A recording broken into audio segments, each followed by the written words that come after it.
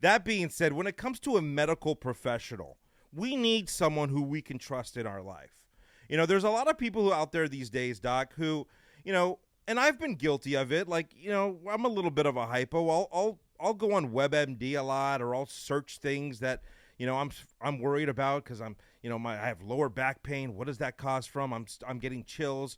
Does that mean that I could have leukemia? I mean, there's a lot of crazy stuff out there on the internet, Doc. Leukemia. I'm telling you, people. I mean, look at people do this all the time. Gotcha. What do you have to say about that?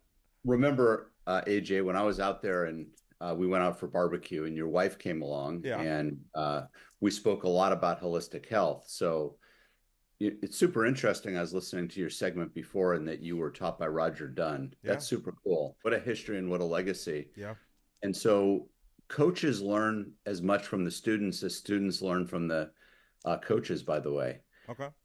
So, we can talk a little bit about that, but your wife is dialed into holistic health. Mm-hmm. I know she follows me and listens to me. Mm-hmm.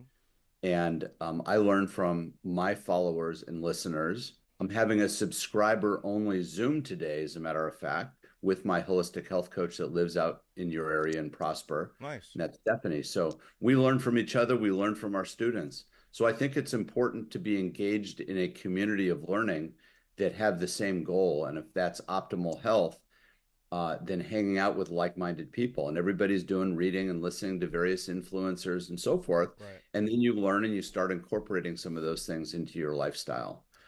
Too many people that I'm seeing are young and sick, and we have things that happen from cancer and heart disease, et cetera. And it's really because of the way in which we take care of ourselves. Nobody has taught us the proper way to take care of ourselves.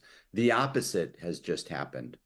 As a matter of fact, there's an article in this morning's Orange County Register that Beyond Meat is changing their recipe because sales are down. Well, sales are down is because that stuff, with all due respect to their effort to try to create a non-meat healthy product, it's poison. It's filled with seed oils and ingredients you can't pronounce. Yeah. And it's just completely unhealthy for you. So we need to reteach ourselves by reading and learning how to take care of ourselves, how to eat properly, how to detoxify our life, importantly, how to de-stress our life. Golf can be, by the way, one way to do that. Golf can be healthy or unhealthy depending on how you approach it. Yeah. If you walk the golf course most of the time, and it's a peaceful, meditative walk, and you don't take the game too seriously, where you're throwing clubs and frustrated by your inability to perform at whatever level you think you should. Bill Orban's. It can be a very healthy, relaxing sport. And of course, it depends on who you play with as well. But it's like anything. You can obsess over things and worry and end up having it be unhealthy for you.